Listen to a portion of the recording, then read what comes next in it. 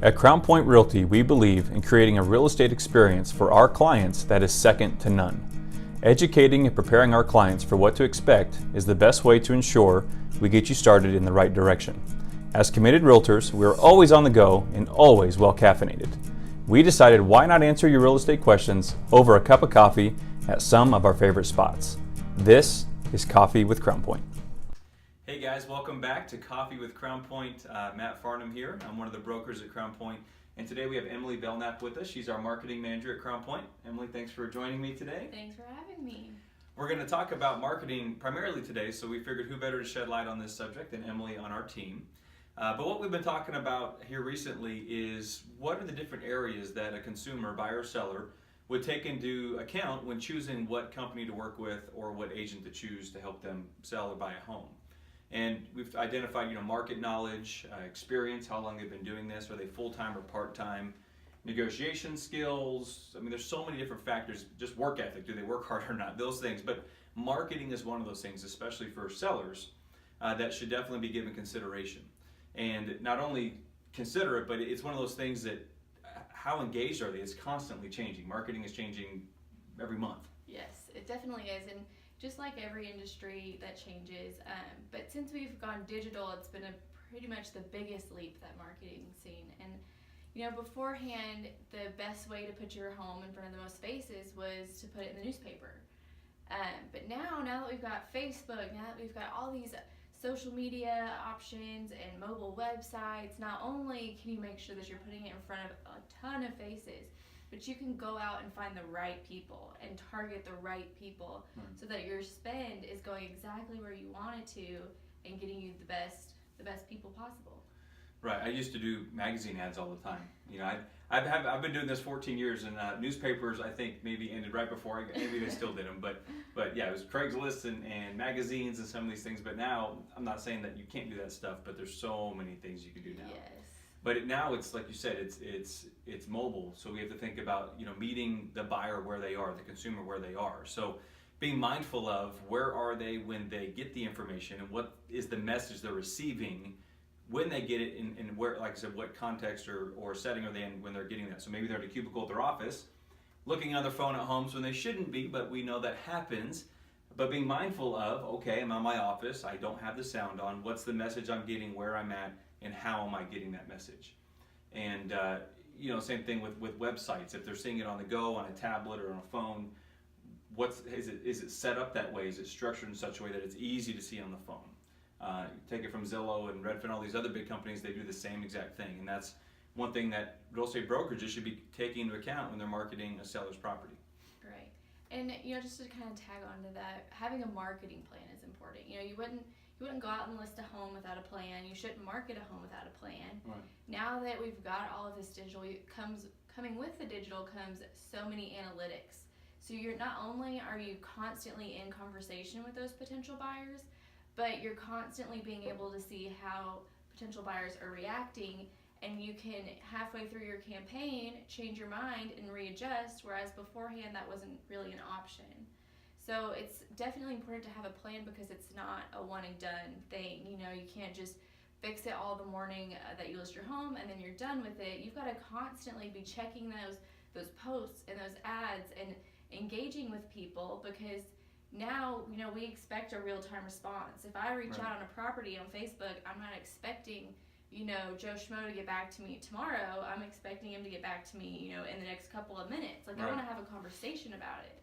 That's a really good point. So now, I think what you're saying is it's more than just marketing. How pretty is the ad going to look? Right. A true strategy or process is more than, hey, here's the ad. It's here's the ad, here's what it's going to look like, but here's the message, here's where the person is at when they're receiving it, and when they do engage or respond, how do we engage back or respond to that? Because with instant gratification, we've seen studies that say that the consumer wants a response back within 5 minutes, and now it's even more within like 3 minutes. Mm-hmm. So what's our plan or process? So we work hard to generate this interest, but what do we do with it? So having that plan, and it's more than professional photos now. There's professional photos. For those watching, that should be a non-negotiable absolute now, in my opinion. I know there's a lot of folks out there that still don't do those. It's not a large investment to make sure that first impression is done perfectly. You only get one first impression. Don't ever forget that. But again, it goes further than that, because what is that first impression and where are they when they're getting it? Right. Yeah, definitely. In this age, we're definitely very visual. Mm-hmm. So if you don't go get those professional photos, regardless of the amazing marketing plan you could have in place, it's just not gonna perform to the best of its ability.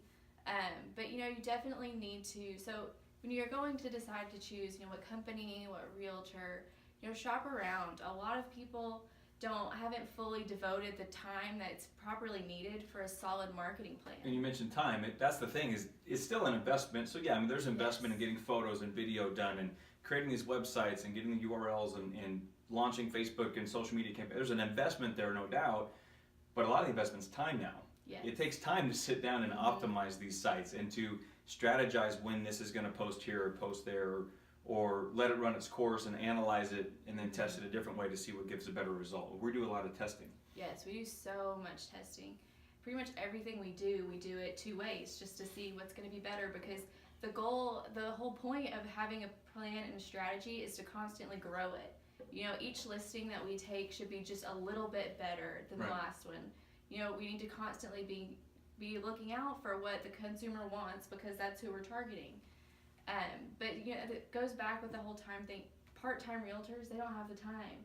You can't just post everything out there and then leave it. Right. You've got to be ready to, if someone asks for the link for the mobile website, you got to be ready to send that to them. You got to be ready to talk about the backyard if someone wants to talk about the backyard. Right. It's a constant conversation, and if you don't follow up with the back end of that conversation, the potential buyers are going to see that, and it's going to turn them off. Right. Well, that's great. And the other thing we wanted to mention is, one thing I see a lot is when you analyze why a home doesn't sell. And in my opinion, there's really 3 kind of major pieces to a successful home sale, and that's price, accessibility, and marketing. And I talk about that with my clients all the time, and we do here at Crown Point. And I'm afraid a lot of times that price gets blamed for being the issue when it might not be the price.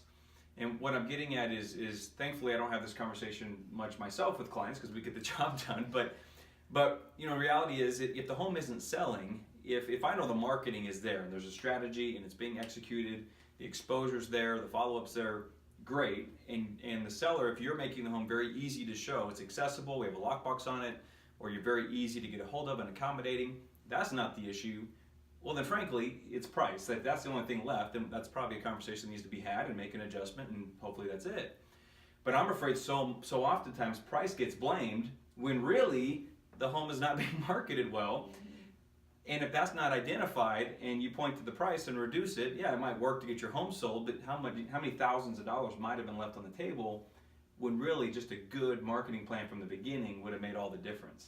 Right. And now that everything is so out there as far as marketing, it's really easy to look up someone's listing and just see what all they've done.